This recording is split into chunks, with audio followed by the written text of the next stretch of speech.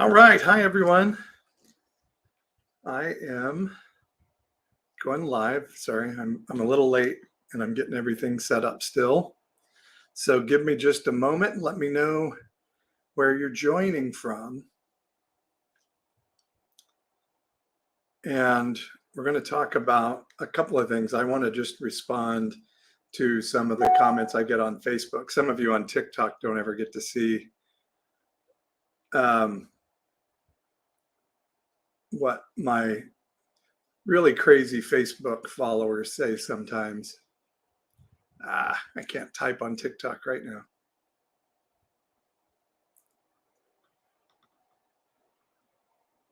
But we're going to talk about that. And also I have a topic that I've just been feeling in spiritually that I'm going to talk about a little bit. And it's just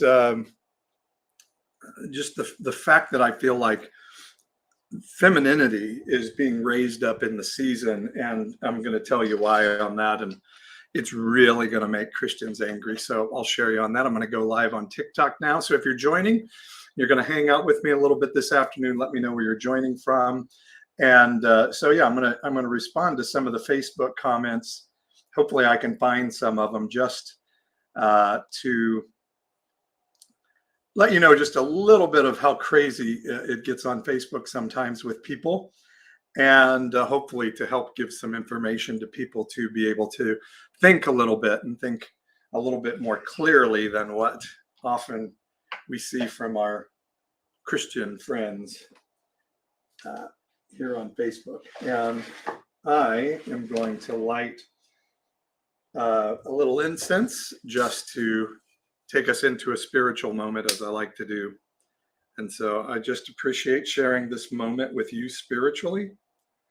You know, our Christian friends don't actually believe in the power of like their prayer and spiritual things. You know, for the most part, Christianity, other than salvation itself, is a secular belief. But if you are spiritual people, you understand that we can connect on a spiritual level. And so like when we share our location and where we're joining from, what we're saying is I'm connecting my spirit to you today. Oh, I forgot to put on my earrings so I could really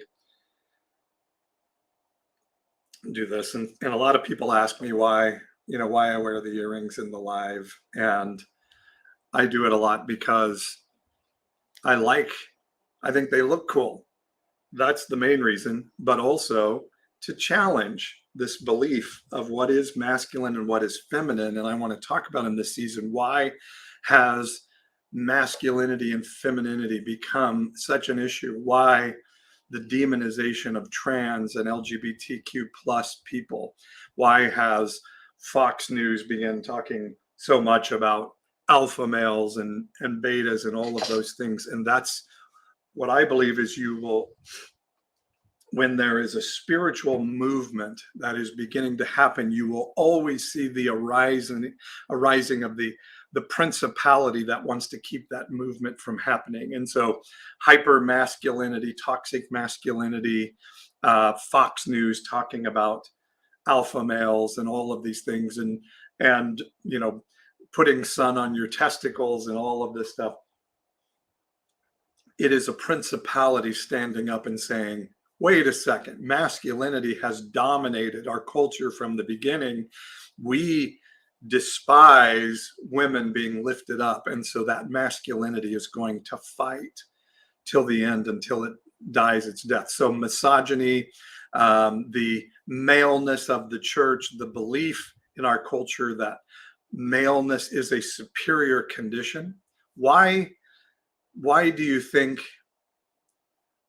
the church is so anti-gay and anti-LGBTQ plus when not hostile to other things listed in law of the Old Testament? And that is partly because the church sees femininity as a second-class attribute. The church believes everyone should want to be male and have only masculine characteristics. And that's why they say, don't throw like a girl, don't run like a girl, don't cry like a girl. And um, and I'm going to tell you that the Bible doesn't hold up to that same statute and strata. So if you're joining me to chat today, and then I will have some fun with Facebook commenters, and I will take your questions as well. So Jason says, hard to take you serious, bro. Well, I have a hard time taking serious anybody that says bro, but why don't you tell me why you can't take me serious? Is it you when you see a man demonstrating something of femininity, it makes you uncomfortable because there's something inside of you that's uncomfortable? It sounds to me like it's a you issue that you struggle with, and that's a big part of what's happening in this season. So we can see our toxic masculinity is really in full bloom on TikTok. So where are you joining from? Let me know where you're joining from, and let's join our spirits together as we go into this moment. And Jason says, no struggle here. I accept the way I was born. So do I. What does that have to do with wearing earrings? Would wearing earrings make you less of a man? Would it make you gay? What are you concerned about? If you put earrings on, what would it be saying about you? If you truly accept the way you're born, then why do you have a struggle with the idea of earrings? I don't think you do, except I don't think you're quite as secure in your masculinity as you say that you are. So that's funny.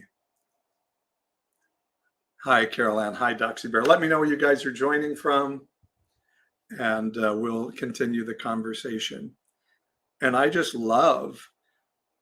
love when we see this Christian response and Christians reveal the heart of Christianity, that there is a true hatred of femininity and of women and of considering them to be second-class citizens. And then they'll say, no, we don't. But clearly they do. So I want to tell you where the Bible disagrees with people like my friend Jason here, who I think we probably all know there's a struggle going on inside there. And Jason, when you're ready to be honest about that struggle, we will all be here to support you and root you on. Hi, Doxy Bear in Florida. Fave pastor, and I'm Baptist. Oh, that's awesome. Thank you, guys. Hi, Greta from Wisconsin on Facebook. Good to see you. So I'm going to talk just a little bit about my topic today. Then I'm going to take your questions, and I'm also going to deal with some of the comments I've been getting on Facebook from really interesting Christians. So let's talk about the idea of femininity being raised up in the season. I see this because I think it's important for the season that I think there's very important attributes in human beings. And I think the Bible is clear that masculine and feminine and a mixture of the two are really important. Just as God created day and night and created dusk and dawn, if you follow the Bible story, which is, dawn is not quite daylight, it's not quite nighttime, it's in between, and it's beautiful. And even though the Bible says God created day and night, nobody would say, well, there's only two statuses, it's either day or it's night. No, we all agree there's dusk and there's dawn. And it says God created land and sea, but we all know there are swamplands and marshlands and quicksand. And nobody would say, there's only two, land and sea. And the Bible says that God said, let us, as he was talking to a council of heaven, not the Trinity, that doesn't exist in Jewish belief system, but in this council, and says, let us make man in our image, male and female. He made them. So the Bible itself says God made humanity in the image of God, and in that image were male and female attributes.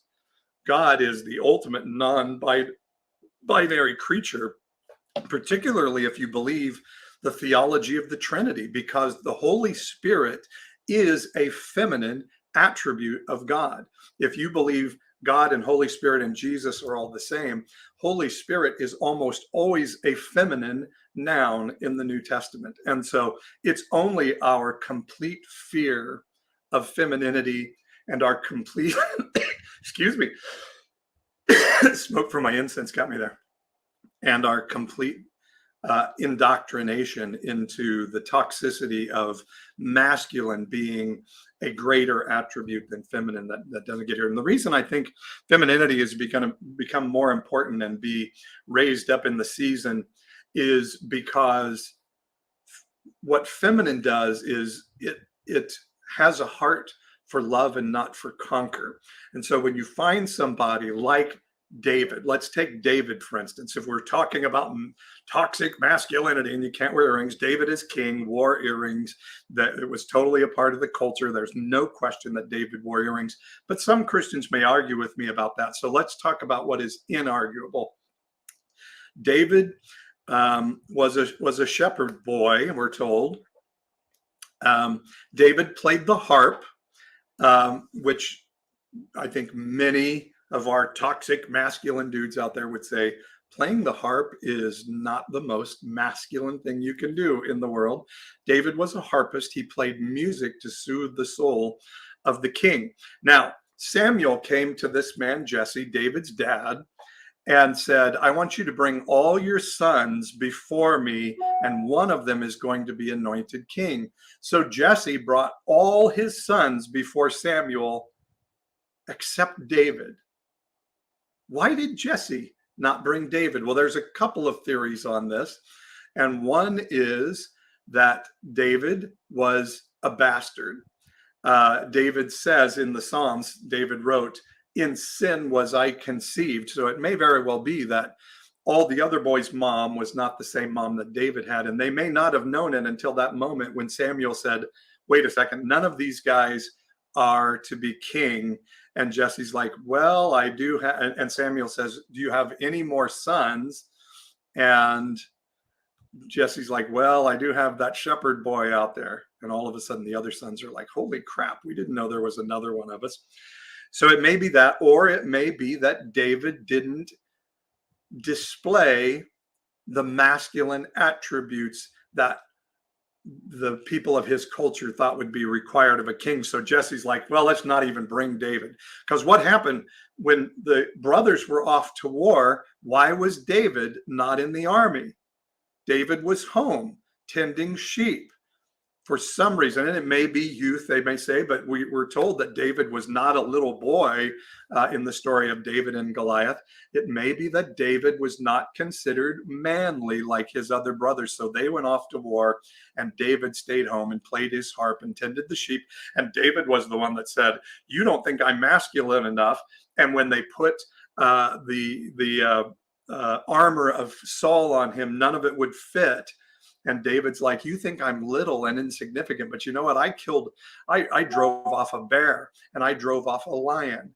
And that's pretty amazing to think about, that David was not the most masculine character in the world. But what David was a guy who carried masculine and feminine attributes so he could be a warrior, but also know how to love and how to worship. He carried these masculine and feminine characteristics. We also know David carried feminine characteristics in that he deeply loved his best friend, so much so that the writers, who were way more homophobic than right-wing Christians of today, said that he loved Jonathan as a man loves a woman. Now, I know that many of our Christian friends no longer follow the Bible. They just follow what they're taught from their political pulpits. But this is what the Bible says, that David loved Jonathan as a woman. Yes, it did absolutely say that. And we also know that there was a moment in 2 Samuel when David danced in worship in a way, and we don't know exactly what it was, but he was dancing in his tunic. So he was basically dancing in his underwear, or a fairly see-through undergarment.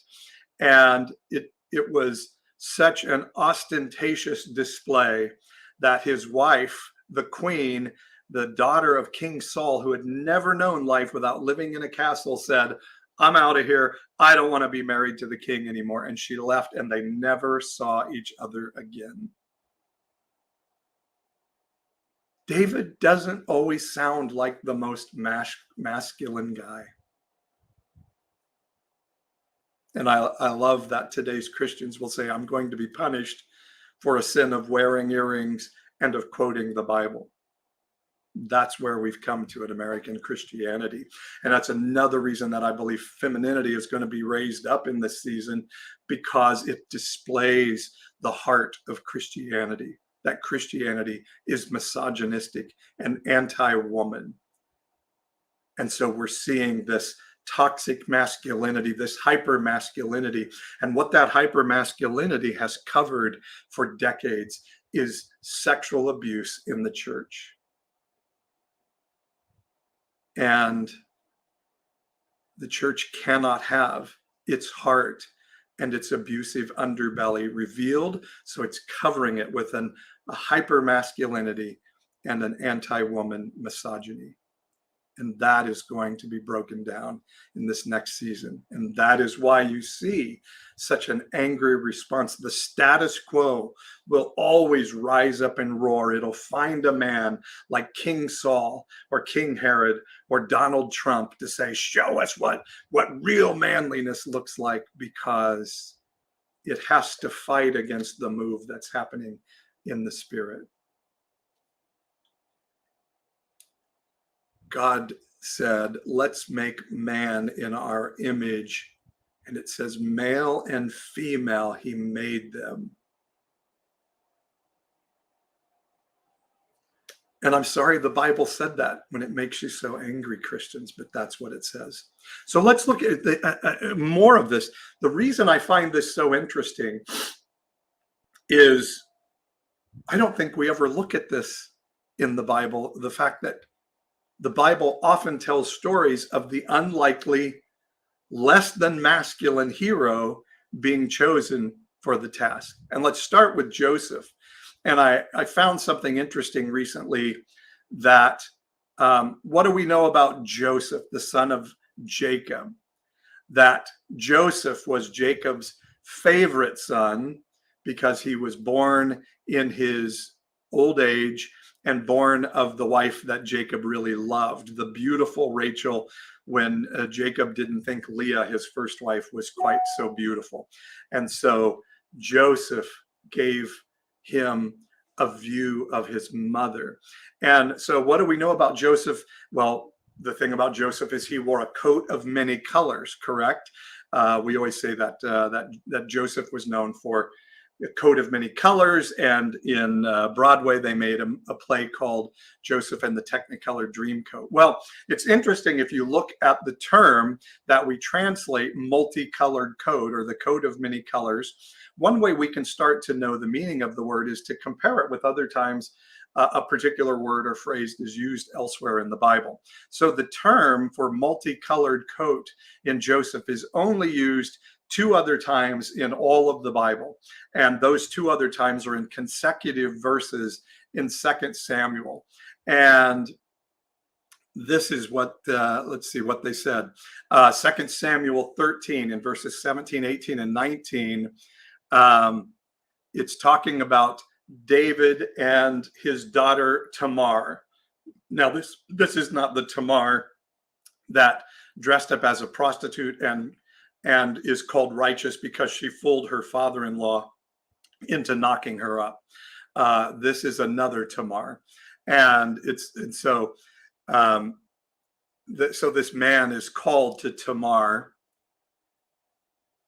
And so it says, he called the young man who served him. Sorry, my cameras are in the way. And said, get this woman out of my presence. So in verse 18, it says, now she was wearing a long robe with sleeves. Or if we look at the footnote, it says a multicolored coat. It says, now she was wearing a long robe with sleeves, for thus were the virgin daughters of kings dressed. And then it later says, in the next verse, it says it tore her dress. So do you get what I'm saying? The word we use and translate Joseph and the multicolored coat in 2 Samuel is translated as a long-sleeved robe that a princess of a king would wear. Isn't that interesting? Now, maybe they use the same word for a guy's outfit as a girl's outfit, or I think it's very likely that we can argue Joseph was wearing a princess robe. He worked in the house, in the kitchen, rather than out in the field with his brothers, and his brothers passionately hated him. Well, what do religious people hate? They hate men that don't match their toxic masculinity, right? They hate femininity. They consider it to be second class. And for a male, a biological male like Joseph, to wear a princess robe would have been considered to be incredibly wrong in a very homophobic culture. Now, the Jews were homophobic not because they hated the idea of men and women, of same-gendered people sleeping together, but the law of Judaism was crafted very much around the fact that they needed to survive as a people group and they needed to grow as a people group. So the law was crafted very much around maintaining the lineage of the family lines and of growing the lineage of the family line. So homosexuality was not put down so much as, oh, it's just a terrible act. It was put down as it is antithetical to our goal, which is to grow our population and guard our lineage. So Joseph, the boy in the kitchen wearing the princess robe, is the one chosen by God to save his people. David, the harpist, the poet, the one that Jesse didn't even call in front of Samuel when Samuel was anointing a king, the one that wasn't even sent off to war and couldn't wear the armor of the army because he was so small, the David who loved Jonathan as a man loved a woman, the David who danced in a way that his queen said, I'm out of the castle, I don't want to live here anymore with you, is the one chosen by God. And in fact, again, Joseph's dad, Jacob, when his dad, Isaac, was choosing an heir, he had Esau, the one born seconds before Jacob, his twin brother. Esau, the burly, manly man, the hunter. Isaac is like, yes, this will be my heir. And Jacob, the hairless, smooth boy who worked in the kitchen with his mama, could never be the heir to the lineage, could he? Yet God chose the smooth, effeminate boy working in the kitchen rather than the manly, toxic hunter. This is in the Bible. From Jehu on, we see God time and again choosing the less masculine, the less toxic character as the hero of the story. Jesus himself, raised in a carpenter family, yet he left the carpenter business behind. Carpenters in first century Jerusalem couldn't read. Jesus could read.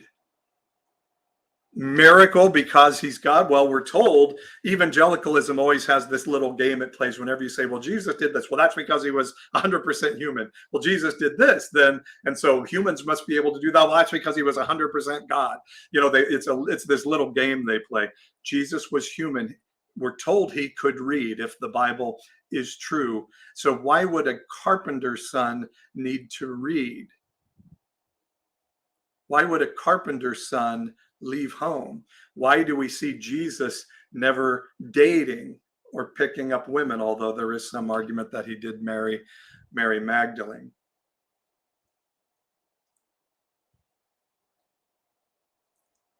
And it's interesting, you see the comments on the streams here, and it's so hard for us to imagine that femininity is prized in the kingdom of heaven, whether it's in biological male or female bodies. So often the effeminate character is chosen to be the hero. Gideon, the least of his family. Why? Because maybe heaven or the divine or nature doesn't choose the same way you do. King Saul, he has to be God's choice because he's a big man. He looks the part. Jesse. I'm going to bring all my sons, but not David. That little boy, that poet, that harpist, he's not going to be king. Ah, Barack Obama, a wonderful speaker, a gentle man. We don't want him as our king. We want Donald Trump. We want the pea grabber. It's what religion always gravitates towards, is the toxicity of its masculinity. And in this season, we're going to see more and more the valuing of heaven for the feminine characteristics in humanity. And the toxic masculine men are going to fight to the death to try to hold their place of privilege. But we're going to see it start to change in this next season. There are many who are commenting in our stream, and I'm sorry if they're making some of you uncomfortable as you're trying to actually listen and hear a thought that is quoting directly from the Bible, while others just want to scream and be shut down by their indoctrination. But I hope some of you can consider, why do we see this thread through all of the Bible? That God chose Abel rather than Cain. That God chose Jacob rather than Esau, Joseph rather than his brothers, David, the harpist and the poet, rather than the ones that Jesse thought should be king, Jesus rather than Barabbas. You see, religion is always going to choose the zealot, the warrior. But the Bible tells us a very different story.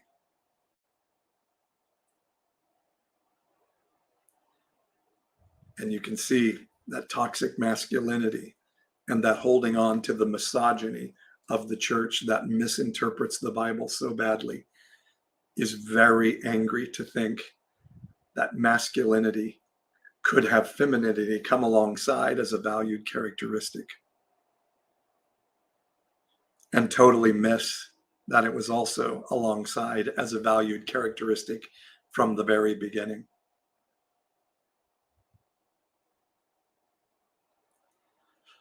When you take 6,000-year-old culture and you make it into 2022 theology, you make big mistakes into what heaven is, what nature is, and what truth is.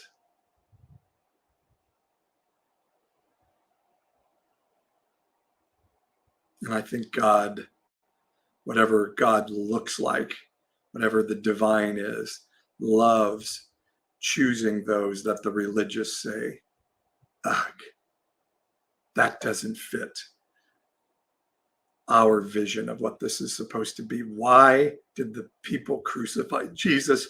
Because he didn't look like the Messiah they wanted. They wanted Barabbas to be the Messiah, a one who would overthrow the government and put them in charge. Why would evangelicals and right-wing Christians of America choose Donald Trump as their Messiah? Because they want a pea-grabbing man who they believe will overthrow the government and put them in charge. And so they're willing to believe even lies for that. All right, what are your thoughts? Jump in. I want to show you a video. You'll be able to see this on YouTube and Facebook. But you won't be if you're just on TikTok. But let me see. I want to show a video I just posted that shows, in this desire for toxic masculinity to be in charge of the world, for Christianity to be in charge of the world, we see how truth and morality no longer matters in religion anymore, but power and masculinity and alpha maleism rules, because they're afraid. So let's see this video. This is Jon Stewart interviewing the Attorney General of the state of Arizona. Let's listen. Right now, we have about I think, almost 20 criminal cases related to the 2020 election. Out of 4 million votes. Yeah, no, I'm talking facts, John. This is Arizona Republican Attorney General Mark Brnovich being interviewed by Jon Stewart and finding it very difficult to stand up against the lies of Republican dear leader Donald Trump. But the reality is there are millions of people, not only in Arizona, but people throughout this country that think the election is stolen. There's people that believe in angels, but that doesn't mean you launch an investigation that angels changed ballots. It would be very simple for Brnovich. All he has to say is we're still doing our investigation, but there is nothing to indicate that the Arizona vote for president in 2020 was stolen from Donald Trump. But note how he cannot, in today's Republican right-wing Christian party, speak truth out loud without it costing him. A bit of a tautology when you have a former president spreading rumors to his supporters. And then next thing you know, people were like, well, Brnovich needs to do something about it. And then it was like a hot mess. But you've responded by doing things about it. What I've done Said you're still investigating. We've run a lot of stuff to ground. And when you get it to ground, will you come out and say, Donald J. Trump is wrong? The election in Arizona was fair, not stolen, and not fraudulent. I've always been a straight shooter. And once all the facts and evidence are done. I'll play more of that interview in my next video, and you can go watch the entire interview on YouTube. But what Mark Brnovich knows is that if he tells the truth, that every investigation that's been carried out thus far in Arizona, the truth is Donald Trump lost the 2020 election, and he knows he fairly and clearly. And if Brnovich shares that information clearly, he will never again win in a Republican primary election, because honesty and truth and morality no longer are virtues in Republican politics. Christian voters want Republicans who are in it for power, not for truth. And Brnovich knows if he tells the truth, Trump will come after him, and Christian Republican voters will never vote for him again, and his career is toast. That's what politics has done to Christian morality. And it looks nothing like Christ. I mean, is that crazy? Like, just like Donald and Ivanka and Don Jr. all know, as they did on November 6th, that Donald lost the 2020 election. That man knows for a fact that Donald Trump lost the 2020 election, yet still cannot say out loud, although he did, if you watch the full interview, he did admit that Trump lost, but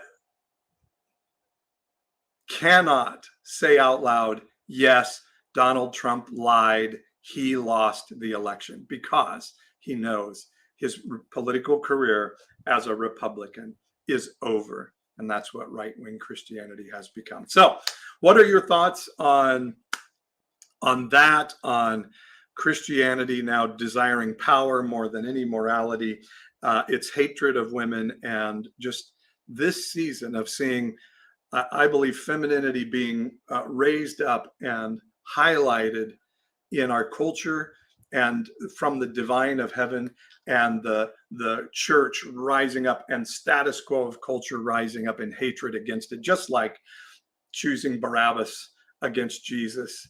We will always choose the Donald Trump, the pea-grabbing guy we think is our masculine hero who's going to fight for us, rather than being willing to trust the peace and goodness of heaven to change the world. Why did Judas betray Jesus? Because he was disappointed that Jesus wasn't going to overthrow the Roman government. That's what everybody believed the Messiah was going to do. He was going to appear in that season, overthrow the Roman government, and those 12 disciples thought, we're going to be kings. And all of a sudden, Judas realized that wasn't going to happen. So he thought, I'll get Jesus arrested, and that will force him to have a January 6th insurrection. And Jesus said, no, it is my willingness to die for culture that will change it, not my overthrow of it. And Christians are saying, fuck that. Fuck that. We'll take Donald Trump instead. We'll take what's behind door number 2. Ooh, there's Ronald Reagan. Ooh, there's George W. Bush. Ooh, and there's Donald Trump, the Messiah we've been waiting for. It is an apostate religion that has been inculcated for decades and built and milked and manipulated till we get to this place where toxic masculinity is now the prized virtue in the church. And if a few children get molested, some women get abused, that's going to happen, right? We'll just cover that up. Southern Baptist Church and every other denomination and Catholic Church. But we have to protect the patriarchy at all costs. And you can see Christians hate it, despite what their own Bible says. All right. Yes, Jesus cursed. You are a pastor, you say the F word. Lord, forgive him. Where in the Bible does it say not to say the F word? Torpheus, Morpheus, you can block yourself. Good luck to you. Take care. Good thing you're not a Christian. I don't think you get to decide that. And don't forget the earrings. What? Help me understand why does it bother you if somebody in a biological male body has earrings and nail polish? Why does that bother you? Instead of just throwing out, he did this. Like, explain yourself. Lord, didn't I cast out demons in your name? That is what the evangelical church is going to find out when they get into eternity. Well, God, we called people baby murderers. We called trans people pedophiles in your name. Aren't you happy with us? Thank you, honey. Caleb says, I honestly am happy for you in GL. I don't know what that means, even though I disagree with what you're doing. Why do you disagree and what am I doing? You look great, says Katrina. Thank you. Every time I hear a Republican talk, I think, so this is what the Pharisees sounded like. Sarah says, I love you, Pastor Paul. Thank you. Love you too. I could only imagine the views and morals you abide by. Well, I just spent a half an hour talking from the Bible and telling you what it says in the Bible. So perhaps you haven't read the Bible. God said, find 2 men lying together, stone them both. I don't believe God did say that at all. Those laws were written by men. And even if they did, so I think you're misinterpreting it. But even if they did, do you ever stop? I just like Christians that are evangelicals, like, do you ever stop and think about what you say? Like, do you ever stop and think, are we right? Or do you just parrot what you're told and never think about it? Because let's think about this. Just like you are certain that God hates homosexuals, the religious people of Jesus' day were absolutely certain that God hated Samaritans and Romans, their oppressors. God hated tax collectors who were money swindlers, cheaters, traitors to their country. They were certain that God hated prostitutes. They were certain that God hated women. There's no question about that. Yet, what are all the stories we see? Here's Jesus with the lepers, who the religious people of their day were certain they were very ill because God had cursed them for their sin. Here's Jesus with the lepers. Here's Jesus with the Samaritan woman. Here's Jesus defending a prostitute from her accusers. Here's Jesus walking around with Mary Magdalene, who's been released from 7 demonic spirits. Here's Jesus hanging out with Zacchaeus and coming out, and Matthew, who were both tax collectors, and coming out of Zacchaeus's house and saying, that guy is a son of Abraham. And if you don't think that pissed off the religious guys of the day for Jesus hanging out with that evil sinner. I can't imagine what your morals are, Jesus, when you hang out with a tax collector, as was said by one of our people earlier. They were so angry at Jesus hanging out that they, and of course, the word on the street was that Jesus was a bastard because his dad wasn't his dad. And so they're like, you know what, Jesus, you call that guy a son of Abraham? Tell you what, we know who our father is, unlike somebody we know. They publicly accused him of being a bastard child. That's how angry they were. So even if your, what I would say are complete misinterpretations of the verbiage of the text of anti-homosexual, homophobic clobber passages in the Bible, and certainly the cultural context you've missed, particularly Romans 1, but say you have all of those right. Did anything Jesus do demonstrate to you that the way you respond to gay people looks like how Jesus lived and taught in any way whatsoever? If you were acting as Jesus lived on earth, religious people like you would hate you for it. But since all of you are religious people from a particular sect of religion, congratulating each other for your anti-homosexual and homophobic tendencies, that tells me in and of itself that you're not like Jesus. Jesus said, hey, those guys hated me, they're going to hate you too. And so if the religious zealots don't hate you for sitting with people they don't like, you are not living like Jesus, period. And I don't know nearly enough evangelicals who look anything like Jesus at all. Now, I know most Christians aren't going to be able to stop for even a second to think about that. But what is the spirit of Antichrist? It's being the opposite of what Jesus displayed and taught. And I'm telling you, you are flat out do not know Jesus if you're thinking Jesus would hang out on the steps of an anti-gay marriage rally with pastors and mayors like happened in our city, but wouldn't be behind the police tape that blocks the LGBTQ plus group protesting the event. I'm telling you, Jesus would be with the protesters, not with those white men on the stage. And that is the Bible, friends. The Bible never once says, love the sinner, hate the sin. Not once. But it says hundreds and hundreds and hundreds and hundreds and hundreds of times. You will be judged by God if you don't bring justice to the poor, to the marginalized, which are those otherized by the righteous, the LGBTQ plus group, the minority, the women, the poor, the marginalized, the foreigner.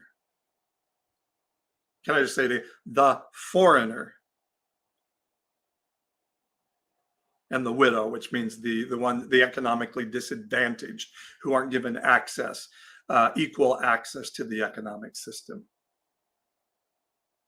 That command was in the Bible hundreds of times, and many, many, many times we see the story of God wiping out people groups because they didn't do it. And so if you think being in favor of anti-trans laws makes you a Christian, you don't know the Bible, period. I used to say in church, and my wife would get super angry at me for saying it. But I would say it anyway. I would say, if you think being a Christian means being anti-abortion, anti-gay marriage, and opposed to the president of the United States, Barack Obama was president at the time, I said, then Osama bin Laden was the greatest Christian who ever existed on the earth, because he's way more zealous for those things than you are. Christians, your hypocrisy is showing, and your lack of knowledge of the Bible, your lack of knowledge of history, and honestly, your lack of knowledge of anything is stunning to the rest of us. You sold your soul for a bag of beans, and eternity will not look kindly on you for it.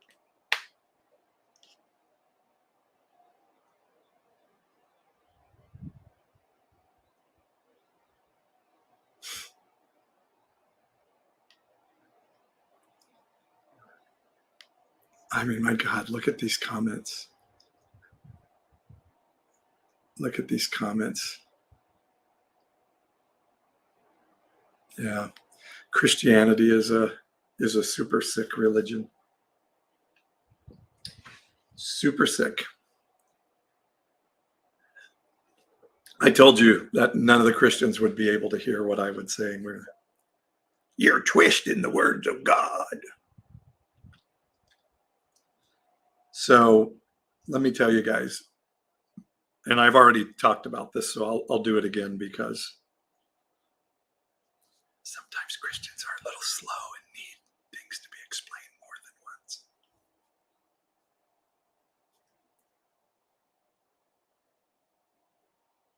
First off, I love the game of Christians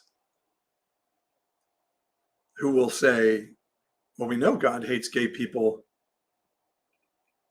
Look at Sodom and Gomorrah. They'll pull a story from the Old Testament.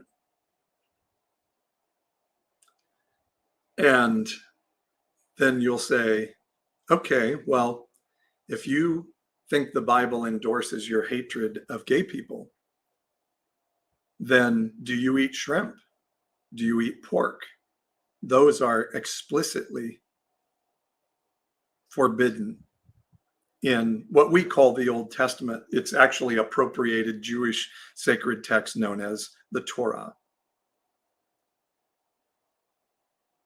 Do you allow divorced people to be in leadership in your church when God hates divorce explicitly came out of the lips of Jesus?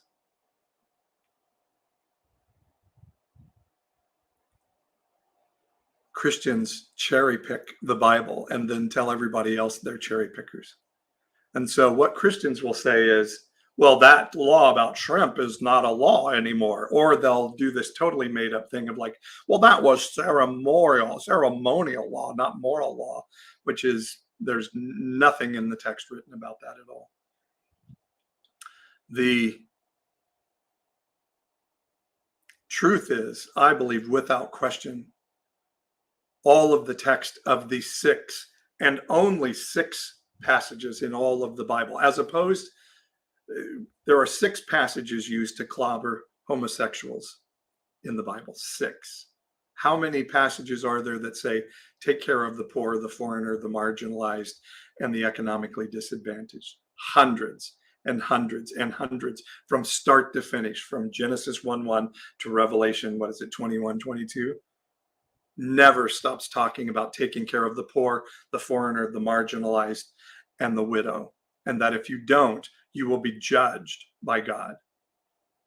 Compared to 6 passages used to clobber homosexuals. Yet, here we see evangelicals passionately hating homosexuals, vocally and publicly, and supporting the party that is against taking care of the poor, the foreigner, the marginalized, and the economically disadvantaged.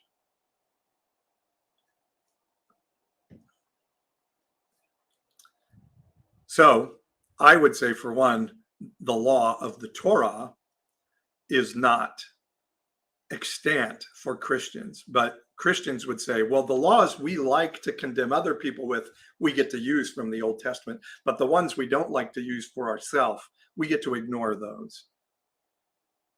So I would say Leviticus, if you're going to bring the Levitical passage about anti-homosexuality into extant law for people today, then you have to obey all the laws of Leviticus. And there's not a single Christian on earth that even tries. Not a one.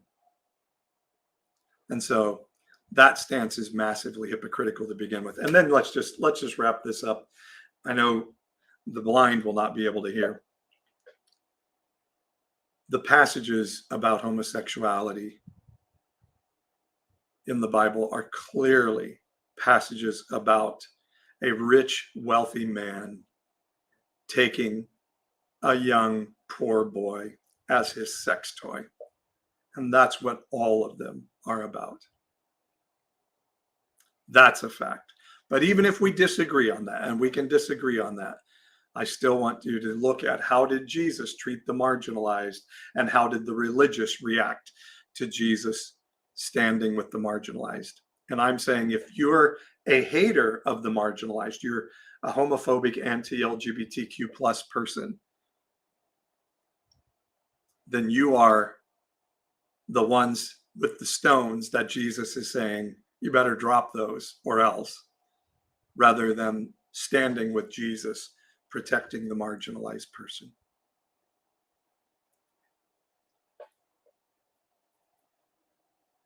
Yeah, my TikTok just got suspended because, you know, the Christians all report when they don't like what's being said.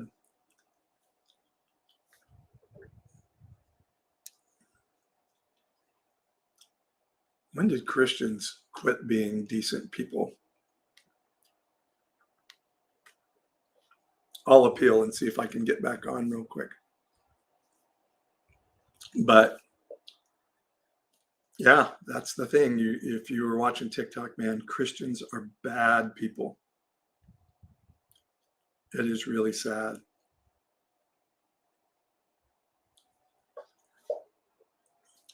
And so what they do is come onto my lives and mass report. And so the algorithm from TikTok just takes me down.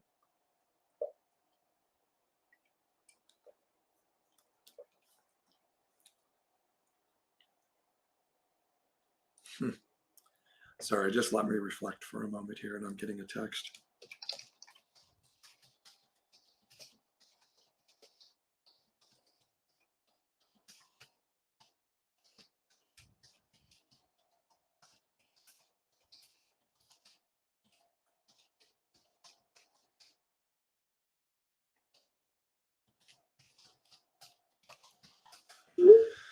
Wow.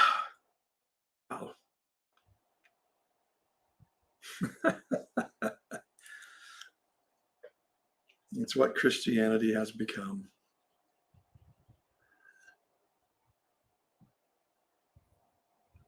Samantha says we have a word for those who mass reported you. Starts with A and ends with whole. Yeah, isn't that crazy? All right, anything else you guys want to talk about? I'm sorry, I didn't even get to the Facebook comments today. I've got to jump off and do some work here. But wow. Wow, wow, wow. Aren't Christians something? Aren't they something?